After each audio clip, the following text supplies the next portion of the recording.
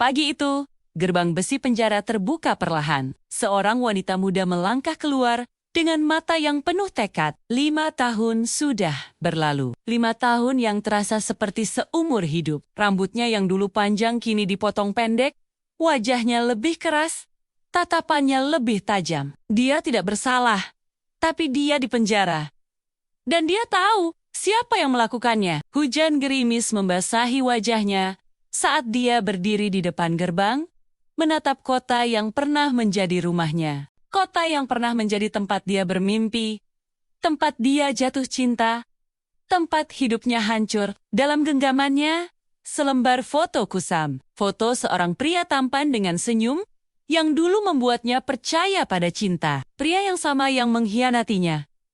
Taksi tua berhenti di hadapannya. Dia naik tanpa banyak bicara.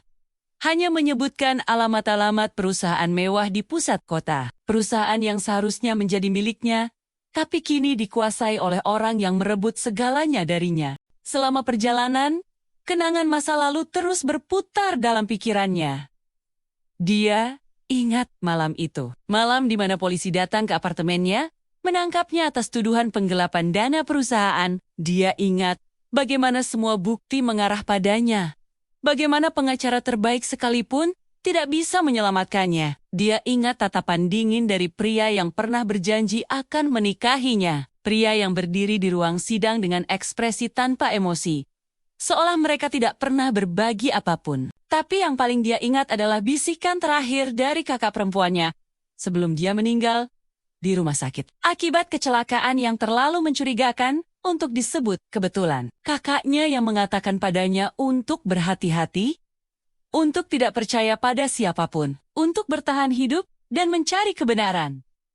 Taksi berhenti di depan gedung pencakar langit yang megah. Dia turun, membayar dengan uang yang sedikit, lalu berjalan masuk dengan langkah mantap. Resepsionis menatapnya dengan tatapan meremehkan pakaiannya. Memang sederhana, hampir lusuh. Tapi dia tidak peduli. Dia datang bukan untuk mencari pekerjaan atau meminta belas kasihan. Dia datang untuk mengambil kembali apa yang menjadi haknya. Lift membawanya ke lantai paling atas. Lantai di mana ruang direktur utama berada, pintu kayu mahoni terbuka. Dan di sana, di balik meja besar, duduk pria yang telah menghancurkan hidupnya. Pria itu mengangkat kepala, matanya membulat, wajahnya pucat seketika. Syok. Ketakutan. Atau mungkin penyesalan, tapi ada yang berbeda.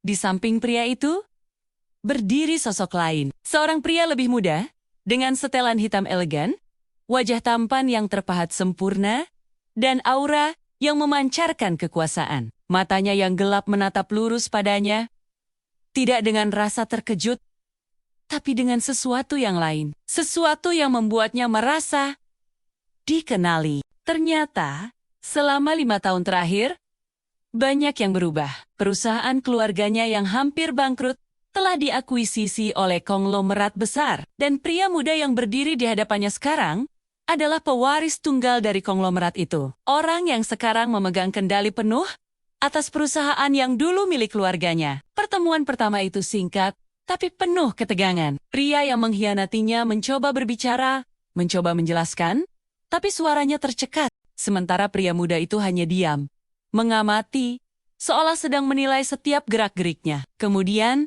dengan suara yang dalam dan tenang, dia berkata bahwa mereka perlu berbicara 4 mata, tanpa gangguan. Di ruang meeting pribadi yang mewah, pria muda itu duduk di hadapannya. Dia mengeluarkan sebuah map tebal, mendorongnya ke arahnya. Di dalam map itu, semua bukti. Bukti bahwa dia tidak bersalah. Bukti bahwa kakaknya dibunuh. Bukti bahwa semua ini adalah konspirasi yang direncanakan dengan rapi oleh orang-orang yang serakah. Tapi yang lebih mengejutkan, pria muda itu mengatakan bahwa dia sudah mengetahui semua ini sejak lama. Bahkan, sebelum dia keluar dari penjara, dia sengaja mengakuisisi perusahaan itu, sengaja menunggu saat ini. Karena dia punya kepentingan pribadi. Ayahnya dulu adalah mitra bisnis dari ayahnya. Dan ayahnya juga menjadi korban dari konspirasi yang sama. Bertahun-tahun yang lalu, mereka berdua memiliki musuh yang sama. Dan sekarang, Mereka punya pilihan, bekerja sama untuk mengungkap kebenaran dan menghancurkan orang-orang yang telah menghancurkan hidup mereka, atau berjalan di jalan masing-masing dan membiarkan keadilan tidak pernah ditegakkan. Keputusan tidak mudah, dia tidak percaya pada siapapun lagi. Tapi mata pria itu, ada sesuatu di sana.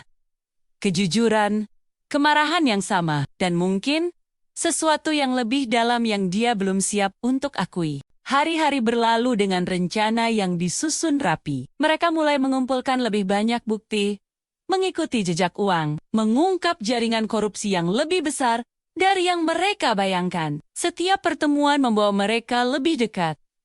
Tidak hanya pada kebenaran, tapi juga satu sama lain. Pria itu tidak seperti mantan kekasihnya. Dia tidak manis dengan kata-kata, tidak romantis dengan janji-janji kosong.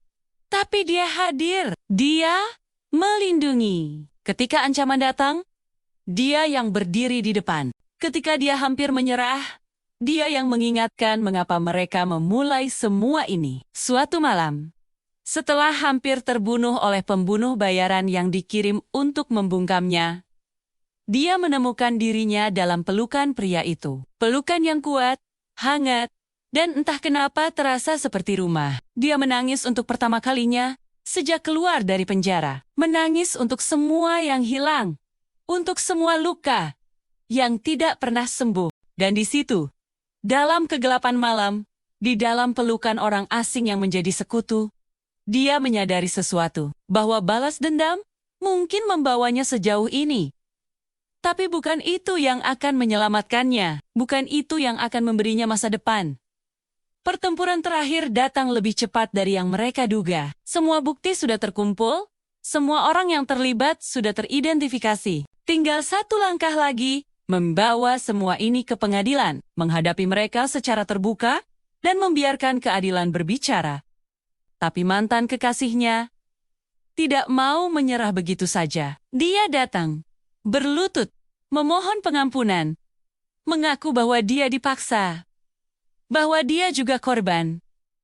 Tapi mata itu, mata yang sama yang dulu menatapnya dengan cinta, kini hanya penuh kepalsuan. Dia berbalik, meninggalkannya di sana, bersama penyesalan yang terlambat. Karena beberapa pintu, sekali ditutup, tidak akan pernah terbuka lagi. Dan dia sudah menemukan pintu baru. Pintu yang membawanya pada seseorang yang melihatnya bukan sebagai korban, tapi sebagai pejuang. Pengadilan itu panjang, melelahkan, penuh drama. Tapi pada akhirnya, kebenaran menang. Semua orang yang bersalah dihukum. Nama keluarganya dipulihkan. Dan dia, akhirnya, bisa bernapas lega. Tapi yang paling mengejutkan adalah kesadaran bahwa di tengah semua kehancuran, dia menemukan sesuatu yang tidak pernah dia cari. Cinta yang tumbuh dari abu, dari perjuangan bersama, dari saling memahami luka masing-masing. Dan ketika dia berdiri di atap gedung perusahaan, yang kini kembali menjadi miliknya, menatap kota yang berkilauan di malam hari, tangan hangat menggenggam tangannya. Dia menoleh, menatap mata pria yang telah berdiri di sampingnya, melalui segalanya. Tidak ada kata-kata manis. Tidak ada janji muluk, hanya tatapan yang mengatakan segalanya. Bahwa setelah keluar dari penjara kegelapan, dia masuk ke dalam pelukan yang akan menjaganya, melindunginya, dan mencintainya. Dan untuk pertama kalinya dalam 6 tahun, dia tersenyum. Senyum tulus yang datang dari hati yang mulai sembuh.